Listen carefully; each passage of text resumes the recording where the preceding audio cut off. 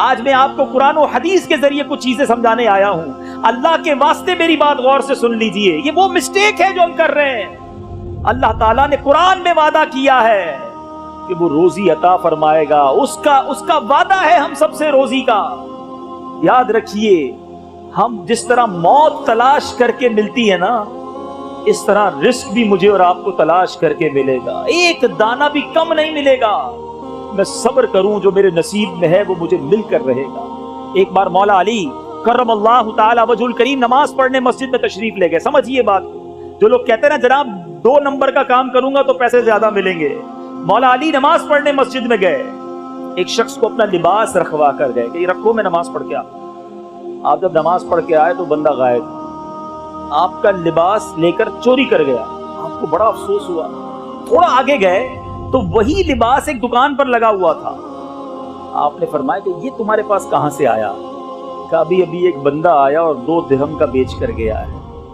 آپ نے بڑے افسوس کا اظہار کیا اور فرمایا اللہ تعالیٰ نے یہ 2 درہم اس بندے کے لیے حلال کے رکھے تھے. جب میں نماز کے لیے گیا تھا میں نے دل میں تمنا کی تھی کہ 2 درہم تحفے میں پیش کروں گا, مگر اس بندے نے جلدی کی, چوری کر کے وہی 2 درہم حرام کے کما لیے. اے سود کا کام کرنے والو, اے جھوٹ بول کر کاروبار کرنے والو, اے ملاوٹ کا کاروبار کرنے والو, اے دھوکہ دے کر پیسے کمانے والو, صبر کرو. جو تمہارے نصیب میں ہے وہ حلال ذریعے سے تمہیں ملنا. اللہ کو ناراض کر کے نہ کمانا. یہ حرام بربادی لائے گا, بیماریاں ساتھ لائے گا, پریشانیاں ساتھ لائے گا. اصل ایک پرابلم اور ہے, ہم اصل میں برکت کا کانسیپٹ کچھ اور سمجھتے ہیں. ہم سمجھتے ہیں یار برکت اس کے پاس ہے جس کے پاس پیسہ زیادہ ہے, جو زیادہ امیر ہے, بڑے نوکر چاکر ہیں, بڑی گاڑیاں ہیں, وہ برکت والا. یہ بڑی غلطی ہے ہماری. ایک جملہ یاد کر لیجئے, برکت جو ہے نا وہ کوانٹٹی میں نہیں ہے, برکت کوالٹی میں ہے. برکت تعداد میں نہیں ہے, برکت معیار میں ہے. اب کسی کے پاس کروڑوں روپے ہیں, بڑی گاڑیاں ہیں, مگر حرام کے ہیں, نہ رات سکون سے نیند آتی ہے, نہ بچے فرما بردار ہیں, روز گھر میں لڑائی جھگڑے ہیں اور طرح طرح کی بیماریاں ہیں. بتاؤ کیا یہ برکت ہے؟ تھوڑے پیسے ہوں, حلال کے ہوں, سکون کی نیند آتی ہو, گھر میں کوئی پریشانی نہ ہو, بچے سارے نمازی فرما بردار ہوں. مجھے بتائیے برکت میں کون ہے؟ معیار زندگی برکت ہے. اور خدا را اللہ پر بھروسہ کرنا سیکھیے. جو میرے اور آپ کے نصیب میں ہے وہ مل کر رہے گا. یہ ساری دنیا میرا نصیب چھیننے کی کوشش کرے تو نہیں چھین سکتی, اور ساری دنیا میرے نصیب سے زیادہ دینے کی کوشش کرے تو دے نہیں سکتی.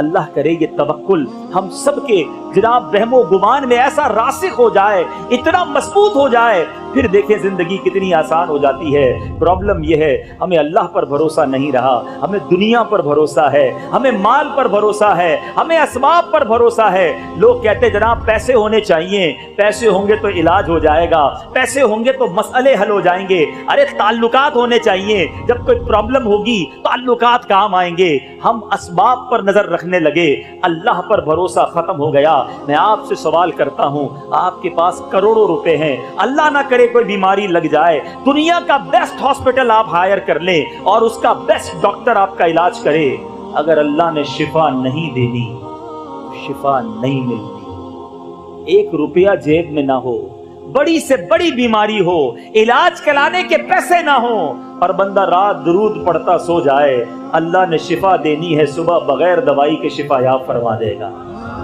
بھروسہ رب پر کرو جو کائنات کا مالک ہے, جو خالق اسباب ہے. ہم سمجھتے پیسے ہوں گے تو مدینے جائیں گے. کئی لوگ کہتے ہیں یار پیسے نہیں ہیں تو حج پر نہیں جا سکا. بھول ہے ان کی. ہم نے کروڑوں پتی بہت سارے دیکھے, ساری دنیا دیکھی, مدینہ نہیں دیکھا. اور ہم نے ایسے غریب بھی دیکھے جن کے پاس گھر نہیں ہے اور کئی بار مدینہ دیکھ لیا. کہاں کا منصب, کہاں کی دولت, قسم خدا کی ہے یہ حقیقت, جنہیں بلایا ہے مصطفیٰ نے وہی مدینے کو جا رہے ہیں. تو اے میرے نیچے اسلامی بھائیوں, اسباب پر نہیں, خالق کی اسباب پر بھروسہ ہونا چاہیے. ایک بار ایک شخص بارگاہ رسالت میں حاضر ہوا, عرض کی حضور میرے ساتھ اونٹ ہے, میں اس کو باندھوں یا اللہ پر بھروسہ کروں؟ آقا علیہ السلام نے فرمایا باندھ لو, مگر بھروسہ رب پر ہی کرنا ہے.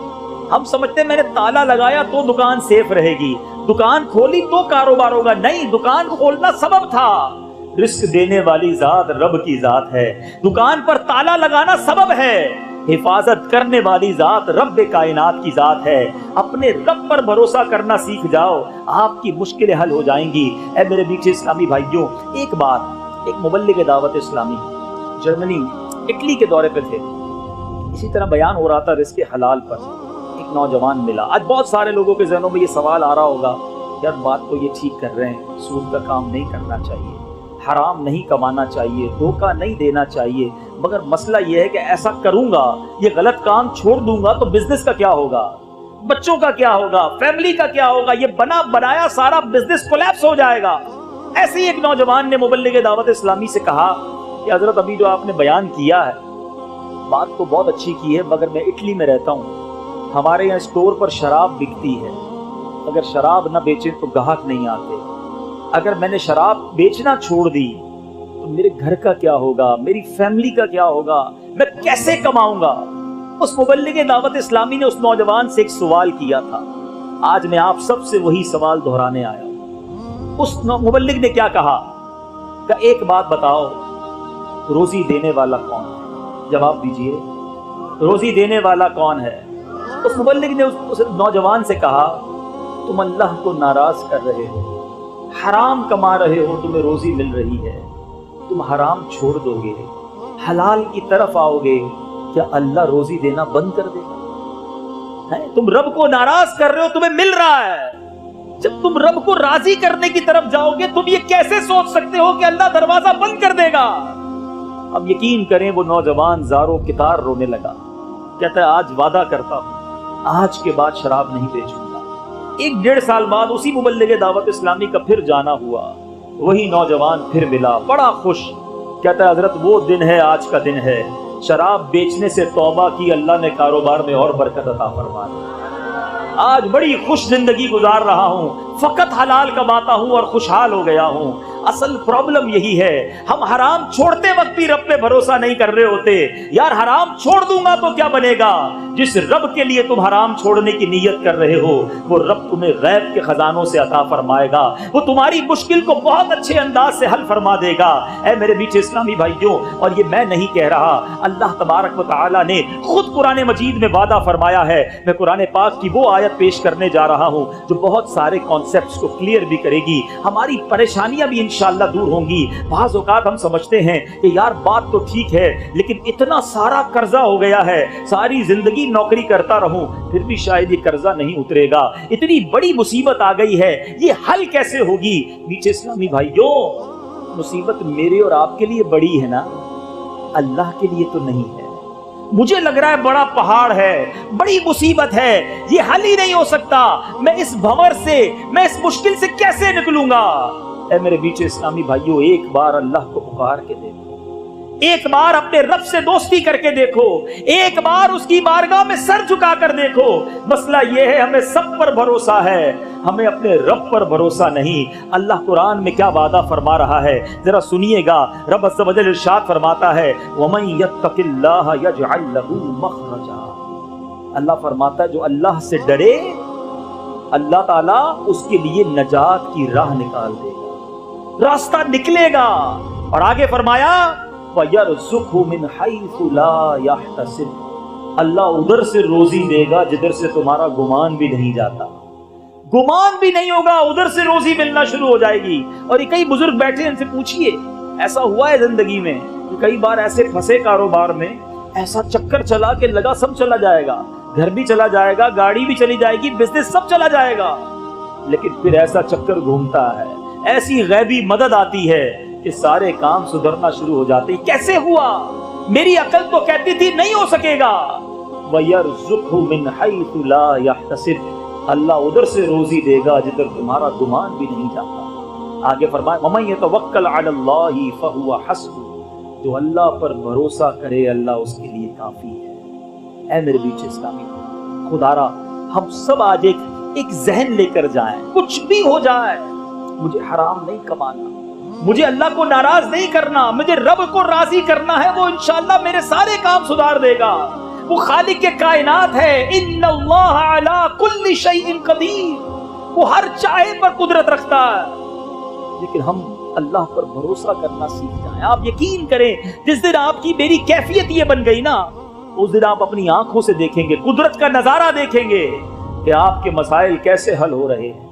जब अल्लाह की बारगाह में सर झुकेगा, जब उसी को पुकारा जाएगा, जब उससे सच्ची मोहब्बत हो जाएगी, उसकी नाराजगी से डर लगेगा कि नहीं, मुझे अपने रब को नाराज नहीं करना, फिर आप देखें आपके लिए कैसे राहें खुलती हैं। अल्लाह ने कुरान में वादा किया है। प्यारे आका अलैहिस्सलाम फरमाते हैं, तुम ऐसा, हदीस पाक का मजमून है, तुम अल्लाह पर भरोसा करो जैसा भरोसा करने का हक है, तो वो रब करीम तुम्हें ऐसे रोजी देगा जैसे परिंदों को रिज़्क़ अता फरमाता है। सारे परिंदे सुबह खाली पेट जाते हैं, शाम आते हैं तो सबको चारा मिल चुका होता है। कभी देखा है आपने किसी घोंसले के अंदर कोई कबर्ड बनी हुई हो, परिंदा शाम के लिए संभाल कर रखे?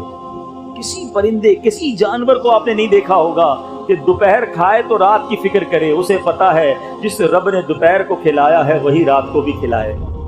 बकरा ईद पे हम करते हैं ना, जानवर पालते हैं, बकरे को या गाय को चारा देते हैं। कभी देखा आपने दोपहर को हमने चारा खिलाया और उसके बाद उसने पैर से टोकरी अपने पास रख ली कि रात को क्या खाऊंगा?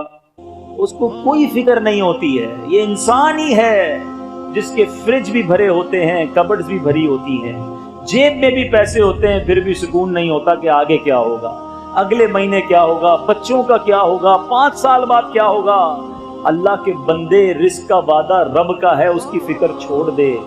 मगफिरत का वादा नहीं है, उसकी फिक्र शुरू कर दे। गारंटी नहीं है हम में से कौन बख्शा जाएगा, मगर उसकी किसी को फिक्र नहीं। डॉक्टर के पास कभी बैठकर देखिएगा, बहुत सारे ब्लड प्रेशर के और बेसुकूनी के लोग आएंगे, हुजूर बड़ी टेंशन है, ब्लड प्रेशर हो गया, शुगर हो गई, टेंशन क्या है? कारोबार का। कोई एक बंदा डॉक्टर के पास नहीं आता कि इस टेंशन में नींद नहीं आती कि बख्शा जाऊंगा कि नहीं बख्शा जाऊंगा, कब्र जन्नत का बाग बनेगी कि नहीं। अरे जिस चीज की फिक्र करने की हाजत थी वो छोड़ दिया, और जिसकी फिक्र की हाजत नहीं थी हम उसकी फिक्रों में लग गए। तवक्कुल कीजिए, भरोसा कीजिए। हमारे बुजुर्गाने दीन अपने बच्चों को कैसे तवक्कुल सिखाते थे। हम तो आज से बच्चे को एंटी तवक्कुल बनाते हैं कि बेटा देखो, माल होगा तो जमाने में तरक्की करोगे, पैसे होंगे तो आगे बढ़ोगे। अरे बच्चे को ये सिखाएं, अल्लाह राजी होगा तो दुनिया भी अच्छी हो जाएगी, आखिरत भी अच्छी हो जाएगी। हजरत अहमद बिन हर्ब, तज़किरतुल औलिया में ये वाक़या मौजूद है। हजरत अहमद बिन हर्ब रहमतुल्लाहि तआला अलैह, उन्होंने अपने बच्चे को कैसे ट्रेन किया। अपने बच्चे को कहते, बेटा देखो, जब भी खाना खाना हो ना, एक सुराख है, इस सुराख के पास रोजाना जाना और जाकर दुआ करना, या अल्लाह खाना देते, या अल्लाह खाना देते। और अपनी ज़ौजा से फरमाया कि जब बेटा दोपहर को दुआ करे पीछे से खाना रख देना, रात को भी इसी तरह खाना रख देना, ताकि इसकी प्रैक्टिस हो, ये अल्लाह से मांगे, इसको अंदाजा हो जाए कि रब रोजी देने वाला है। ये रोज ऐसा ही होता, तो दुआ करता, आपकी ज़ौजा खाना रख देती, रात को दुआ करता, फिर खाना रख देती, कंटिन्यू चलता रहा मामला। कुछ अरसे के बाद वो दुआ करने का वक्त आ गया, आपकी ज़ौजा कहीं मसरूफ हो गई, भूल गई। अचानक याद आया, कह रही ये तो बच्चे के खाने का टाइम था। दौड़ती भी गई तो देखा वो बच्चा अपने खाने में मसरूफ है, बड़े अच्छे अच्छे खाने खा रहा है। तो आपकी ज़ौजा ने कहा, बेटा खाना किधर से आया? कहा, माँ जी रोज अल्लाह की तरफ से आता था, आज भी अल्लाह ने दिया है। वो परेशान हो गई। हजरत अहमद बिन हर्ब रहमतुल्लाहि तआला अलैह के पास आई कि हुजूर कमाल हो गया, आज मैं खाना देने में ताखीर हो गई, लेट हो गई, और उसको खाना पहले से ही मिल गया। हजरत अहमद फरमाते हैं कि मैं इसी दिन के इंतजार में था, अब तुमने खाना नहीं देना, अब अल्लाह की तरफ से रोज उसे अता कर दिया जाएगा। ये वो कनेक्शन था जो हमारे बुजुर्ग अल्लाह से बनाते थे, और आज हम शुरू से ही अपने आप को भी और बच्चों को रब से दूर कर रहे हैं। ऐसा ना कीजिए, अल्लाह से दोस्ती कीजिए और यकीन रखिए, जब भी हराम रोजी सामने आए, एक बड़ी अच्छी डील आती है सामने, यार बड़ा मुनाफा है, बड़ा जबरदस्त नफा है, अरे थोड़े दिनों में पैसे डबल हो जाएंगे, उस वक्त क्यों क्वेश्चन मार्क पहला जहन में नहीं आता कि हलाल है या हराम है? डबल नहीं, 100 गुना हो जाए, मैं थूकूंगा भी नहीं ऐसे पैसे पर जो हराम हो, जो रोजी मुझे जहन्नम में ले जाए, वो मेरे किस काम की है। आज हम इस हालत में आ गए। मेरा ये बयान बाद में इस्लामी बहनें, घर की खवातीन सुनेंगी, मैं उनके आगे भी हाथ जोड़ता हूँ, क्योंकि हदीस पाक सुनाने जा रहा हूँ। मेरे आका अलैहिस्सलाम फरमाते हैं, जिसका मजमून है, एक जमाना ऐसा आएगा कि बंदा अपने घर वालों के हाथों हलाक होगा। बीवी बच्चे नहीं होंगे तो माँ बाप के हाथों हलाक होगा, माँ बाप नहीं होंगे तो रिश्तेदारों के हाथों हलाक होगा। अर्ज की गई हुजूर कोई अपने घर वालों के हाथों भी हलाक होता है, इसकी क्या वजह है?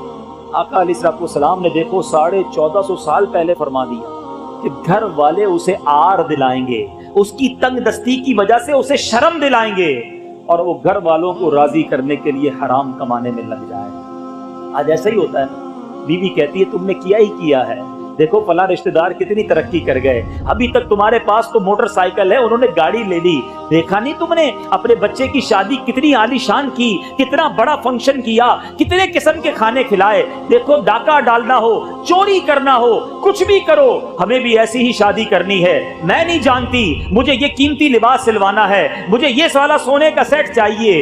ऐ मेरी इस्लामी बहनों, खुदारा कभी अपने शौहर को, अपने वालिद को, अपने भाई को ये ताना मत देना, कहीं ऐसा ना हो तुम्हारा प्रेशर देने की वजह से वो चोरी के अंदर पड़ जाए, वो डकैत बन जाए, वो सूद का काम करने वाला बन जाए, तुम्हें भी जहन्नम में ले जाए और खुद भी जहन्नम में चला जाए। आज बहुत सारे चोर डकैत इसीलिए डकैत बनते हैं, चोरी करने वालों को पकड़ो तो वो कहते हैं कि घर वाले रोज ताना देते थे, अब किधर से फरमाइशें पूरी करता, इसलिए जनाब मैंने चोरी शुरू कर दी। आओ मैं बताता हूँ पहले की खवातीन कैसी थी। किताबों में लिखा है जब मर्द घर से निकलता था तो घर की खवातीन कहती देखो हम थोड़े रिस्क पर राजी हो जाएंगे मगर खुदा के लिए हराम कमा कर मत लाना, हम जहन्नम की आग में नहीं जा सकेंगे। अल्लाह अकबर, ये थी खवातीन पहले की। बल्कि मैं तो अपनी बहनों को एक और मैसेज देना चाहता हूँ, जब घर में देखें ना अचानक रेल पेल शुरू हो गई है, अचानक अच्छी अच्छी चीजें आने लगी हैं, पैसा ही पैसा आने लग गया है, तो आपको ख्याल रखना है कि कहीं आपके घर में जो मर्द कमाने वाला है वो कोई गलत काम करने तो नहीं लग गया। ये अचानक से कैसे बाहर आ गई? अब जनाब आप भी खुश हैं कि किधर से भी आ रहा है, आने दो, नया घर बन गया, रंग भी हो गया, गाड़ी भी आ गई, थोड़े अरसे बाद शौहर जेल में चला गया। इससे बेहतर था पहले अलार्म बज जाता, पहले रोक लिया जाता कि ये किधर से ला रहे हो, हमें हराम नहीं चाहिए। अल्लाह करे कि चाहे हम मर्द हों या हमारी खवातीन हों, सबका एक जहन बन जाए हमने फकत हलाल कमाना है। अपने बयान को इख्तिताम की तरफ लाते हुए एक और ईमान अफरोज वाकया, ताकि मजीद ये ख्याल रासिख हो जाए कि जो मेरे नसीब में है मुझे मिलकर रहेगा। अल्लाह करे यकीन ऐसा हो जाए कि कुछ भी हो जाए मेरे सामने हराम आए मैं उसे दुत्कार दूं, उससे दूर हो जाऊं। एक बार इमाम अहले सुन्नत मौलाना शाह इमाम अहमद रजा खान अलैहि रहमतुर रहमान से एक सवाल हुआ कि हुजूर ये बताइए कि जो ये लिखा है, मशहूर बात है, दाने दाने पे लिखा है खाने वाले का नाम, क्या ये सच्ची बात? आला हजरत से सवाल हुआ। इमाम अहले सुन्नत फरमाते ये तो बिल्कुल सच है, बल्कि आपने एक स्टेप और आगे बताया कि सिर्फ दाने पर नहीं बल्कि दाने के हर जर्रे पर लिखा होता है कि ये किसने खाना है। और आपने इसको मिसाल से समझाया। मिसाल के तौर पे चावल का अगर आटा बना दिया जाए या गेहूं का जो आटा होता है, गेहूं तो बड़ा होता है ना, अब जब आटा बनेगा तो उसके बहुत सारे जर्रे हो जाएंगे, उस जर्रों से रोटी बनती है। अब एक ही गेहूं के जर्रे बहुत सारी रोटियों में जा सकते हैं। आपने फरमाया अब रोटी के भी टुकड़े होते हैं, आपने एक टुकड़ा किसी को दिया, एक आपने खाया, जो जर्रा आपके पेट में जाना है आला हजरत फरमाते उस पर भी नाम लिखा होता है। फिर आपने एक वाकया सुनाया, फरमाते हैं बांग्लादेश के लोग जो बंगाली होते हैं वो चावल बहुत शौक से खाते हैं। आला हजरत ने फरमाया एक बंगाली ताजिर था, वो चावल खाता था, उसने एक बार चावल खाया, उसे छींक आई, एक चावल का दाना उसके दिमाग में जाकर फंस गया। उसने बड़ा इलाज कराया, किसी तरह वो दाना निकल जाए, बड़ी कोशिश की, किसी सूरत वो दाना नहीं निकला। चावल का दाना साथ ही चिपक गया एक तरह से। अब उसने सोच लिया अब ये जिंदगी में साथ ही रहेगा, चलो भाई ठीक। कुछ सालों के बाद वो बंगाली ताजिर मक्का मुकर्रमा पहुंचा। काबे शरीफ के जब सामने पहुंचा उसे एक जोरदार छींक आई। जैसे ही छींक आई वही दाना निकलकर काबे के फर्श पर मताफ पर गिरा। आला हजरत लिखते हैं एक कबूतर आया, आकर वो दाना उठाकर ले गया। फरमाते हैं उस दाने पर उस कबूतर का नाम लिखा था। अरसे तक इसे संभालना पड़ा, वहां पहुंचा जिसके लिए जिसका नाम लिखा था, और वो दाना उसने खा लिया। हमारे साथ भी होता है, हम निकलते कहीं और खाना खाने हैं, अचानक कहीं रुकते हैं और किसी और के घर पे बैठकर खाना खा लेते हैं, फिर ख्याल आता है कि यार मेरे निवाले यहाँ लिखे थे। इसी के घर पे जाने का प्लान ही नहीं होता, रास्ते में जनाब वहां चले जाते हैं, उधर चाय पी लेते हैं। कैसे पी लेते हैं? आपका नाम उधर लिखा था, आपकी सांसें वहां लिखी थी। कि यकीन कामिल कर लो कि जो मेरे नसीब में है वो मुझे मिलकर रहेगा। अल्लाह पर भरोसा कर लो, फिर देखो इंशाअल्लाह गैब के खजानों से वो कैसे अता फरमाएगा। एक बार हजरत साद बिन नबी वक्कास रज़ियल्लाहु तआला अन्हु, कितने बड़े सहाबी हैं, नबी पाक से अर्ज की, हुजूर दुआ फरमाए मैं मुस्तजाबुद दावत बन जाऊं। मुस्तजाबुद दावत किसको कहते हैं? जिसकी सारी दुआएं कबूल हों। हम भी चाहते हैं ना कि मुस्तजाबुद दावत बन जाए। बड़ा प्यारा क्वेश्चन था।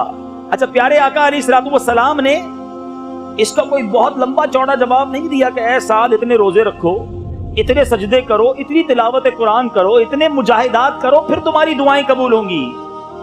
प्यारे आका ने एक जुमले में जवाब अता फरमा दिया। फरमाया, ऐ साद अपनी ग़िज़ा पाकीज़ा कर लो, तुम मुस्तजाबुद दावत बन जाओगे। यानी ग़िज़ा पाकीज़ा हो तो दुआएं कबूल होती हैं, इंसान के दर्जे बुलंद होते हैं। मगर आज हम ये शिकवा करते तो नजर आते हैं कि मेरी दुआएं कबूल नहीं होती, मेरे घर से परेशानियां दूर नहीं होती, बीमारियां डेरा डाले बैठी हैं। अरे जनाब पैसा बहुत है, सुकून नहीं है। अगर कभी सोचा कि मैं पैसा कमा कैसे रहा हूं, मैंने कहां चेक करवाया, किधर मैंने गौर किया कि ये सब हलाल है कि नहीं, कहीं कहीं से मेरे पैसों के अंदर, मेरी आमदनी, मेरे बिजनेस, मेरी जॉब के अंदर हराम तो नहीं आ रहा है। मेरे बीच इस्लामी भाइयों, बाज़ औक़ात हमारा सारा काम हराम नहीं होता, मगर एक गलती, एक मिस्टेक, एक गलत अंदाज हमारी रोजी को हराम कर रहा होता है। मिसाल के तौर पर आप एक बड़ा सा प्याला ले लें, बर्तन बड़ा सा ले लें और उस पर दूध उसके अंदर भर लें और उसके अंदर 2 कतरे गंदगी के डाल दें, तो अब आप उस दूध को पिएंगे? हैं? 2 कतरे कोई पेशाब के डाल दे और क्या जनाब दूध पीजिए, ठंडा मीठा दूध है, तो आप कहेंगे 2 कतरों ने पाकीज़ा ठंडे मीठे दूध को खराब कर दिया। इसी तरह कहीं हमारी बिजनेस के अंदर, कहीं हमारे कारोबार, कहीं हमारी जॉब के अंदर हम कोई ऐसा अमल कर जाते हैं कि वो अमल हमारी रोजी को हराम कर रहा होता है। हराम की कमाई हमारी हलाल की कमाई में मिलकर उसे आलूदा कर रही होती है और हमें उसका एहसास भी नहीं होता। एक बार नबी पाक अलैहिस्सलातु वस्सलाम ने इरशाद फरमाया, उस ज़ाते पाक की कसम जिसके दस्ते कुदरत में मेरी जान है, आदमी अपने पेट में हराम का लुकमा डालता है तो 40 दिन तक उसका कोई अमल कबूल नहीं होता। जिस बंदे का गोश्त सूद और हराम गोरी से उगा है उसके लिए आग ज्यादा बेहतर है। अब सोचिए, न अमल कबूल है न दुआएं कबूल है, मगर आज ये कॉन्सेप्ट ही लगता है खत्म होता जा रहा है। सूद का काम करने के लिए लोग तैयार हैं कि जनाब किस्तों पे फला चीज ले लेते हैं, चल फला को पैसे देते हैं, उससे नफा ले लेते हैं, अरे ये डील करूंगा तो इतने पैसे मिल जाएंगे। थोड़ा बहुत झूठ तो चलता है। अरे जनाब हमारी मार्केट का ट्रेंड है, अगर मैं ईमानदारी से काम करूंगा तो दूसरे लोग कारोबार ले जाएंगे। अगर मैंने मेड इन फला कह के स्टैंप लगा दी तो इसमें क्या कबाहत है, सारी मार्केट ये कर रही है। अरे जनाब अगर कारोबार करना है तो कुछ ना कुछ तो करना होगा। अगर ये हमारा जहन बन चुका है तो बताइए हमारी इबादतों का क्या होगा। हराम रोजी कमाकर हम कैसे रब को मुंह दिखाएंगे। अच्छा, शैतान बड़ा मरदूद है ना। जो लोग हराम कमाते हैं ना उनको पता होता है कि हम गड़बड़ कर रहे हैं, हम झूठ बोल रहे हैं या हम मिलावट कर रहे हैं या सूद का काम कर रहे हैं। अच्छा, अब शैतान थपकी कैसे देता है? शैतान कहता है यार ठीक है तुम गड़बड़ करते हो लेकिन साथ साथ मस्जिद को चंदा भी तो देते हो ना, है हर साल उम्रा भी कर लेते हो, किसी गरीब की शादी भी करवा देते हो, तो लेवल हो जाता है। थोड़ा बहुत गड़बड़ करते हो, थोड़ा बहुत लेवल हो जाता है। अब शैतान इस तरह थपकी देकर हमें समझाता है। अब इसको मैं एक एग्जाम्पल के जरिए समझाता हूँ। आप किसी बादशाह के पास या किसी बहुत बड़ी शख्सियत के पास जाएं और उसको बड़ी अच्छी पैकिंग के साथ, बड़े रैपिंग करके एक बड़ी अच्छी शीशी देकर आए पैकिंग के साथ। बादशाह सलामत जब उसको खोले, बड़ी खूबसूरत बॉटल हो, बड़ी अच्छी पैकिंग हो, और जब वो खोले तो उसके अंदर गंदगी भरी हुई हो, तो आपकी वो पैकिंग और आपकी वो बॉटल उसको पसंद आएगी या उससे वो नाराज होगा? ہم سمجھتے ہیں کہ حرام کا مال کما کر صدقہ کریں گے تو رب قبول فرمائے گا. یاد رکھو اللہ پاک ہے اور پاک طیب مال ہی قبول فرماتا ہے. اس کو میرے اور آپ کے صدقے کی ضرورت نہیں ہے. آپ بے شک تھوڑا کمائیں, تھوڑا صدقہ کریں, مگر حلال کمائیں اور حلال صدقہ کریں.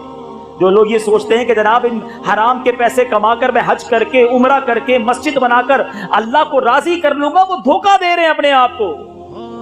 اے میرے بیچے اسلامی بھائیوں, خدا را اللہ پر بھروسہ کیجیے. ایک بار حضرت موسیٰ علیہ نبینا علیہ السلام نے ایک شخص کو دیکھا جو زاروں کتار رو رہا تھا, ہاتھ اٹھے تھے اور رو رہا تھا, یا اللہ پکار رہا تھا. حضرت موسیٰ علیہ السلام نے اللہ کی بارگاہ میں عرض کی, مولا تیرا بندہ رو رہا ہے, التجا کر رہا ہے, اس کی دعا تو کیوں قبول نہیں فرما رہا؟ اللہ نے فرمایا, اے موسیٰ یہ اتنا روئے کہ روتے روتے مر جائے, اتنے ہاتھ اٹھائے کہ اس کے ہاتھ آسمان کو چھو جائیں. اے موسیٰ میں نے اس کی دعا قبول نہیں کرنی.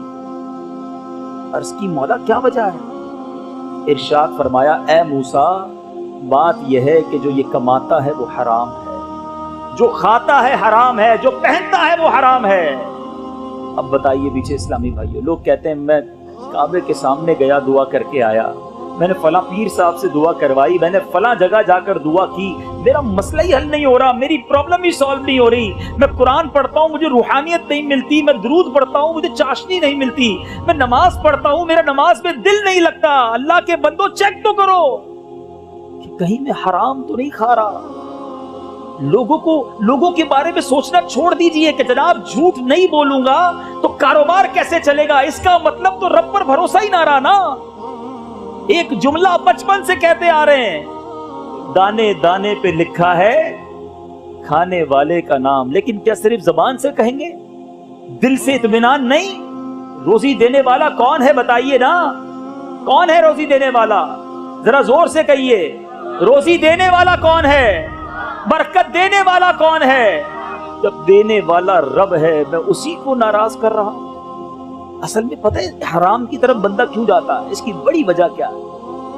انسان حرام کی طرف اس لیے جاتا ہے کہ اس پر رب کا جو بھروسہ ہے نا وہ کمزور ہو جاتا ہے, توکل ختم ہو جاتا ہے. وہ سمجھتا ہے اگر میں ایسا نہیں کروں گا تو روزی نہیں ملے گی, اگر میں جھوٹ نہیں بولوں گا تو کاروبار نہیں چلے گا, میں ملاوٹ نہیں کروں گا تو آگے نہیں بڑھ سکتا, ساری زندگی چھوٹے گھر میں ہی رہوں گا.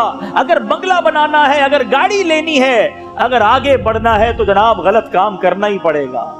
یہ وہ غلطی ہے, یہ وہ مسٹیک ہے جو ہم کر رہے ہیں میٹھے اسلامی بھائیوں. صحابہ کرام ہمارے اسلاف حلال روزی کے بارے میں کتنے کانشیس تھے, کتنے محتاط تھے, کتنی انہیں فکر تھی کہ ایک ایک لقمہ, ایک ایک گھونٹ جو میرے جسم میں جائے وہ حلال کا جائے. مگر آج سوچنا یہ ہے, اے کاروبار کرنے والوں, اے نوکری کرنے والوں, اے رزق کمانے والوں, سوچئے کہ آج آمدنی آتے وقت, پیسہ کماتے وقت ہم میں سے کس کس کا یہ ذہن ہوتا ہے کہ یار یہ حلال ہے بھی کہ نہیں, یہ جو میں کمانے جا رہا ہوں یہ اللہ کو راضی کر کے کما رہا ہوں یا اسے ناراض کر کے کما رہا ہوں. آج ایک ہی ذہن بنا ہوا ہے, پیسہ آنا چاہیے, کاروبار بڑھنا چاہیے, جناب منافع آنا چاہیے, چاہے وہ کدھر سے بھی آ جائے. میرے بیچ اسلامی بھائیوں ہم سارے مسلمان ہیں اور اسلام ہمیں اس بارے میں شاندار رہنمائی دیتا ہے.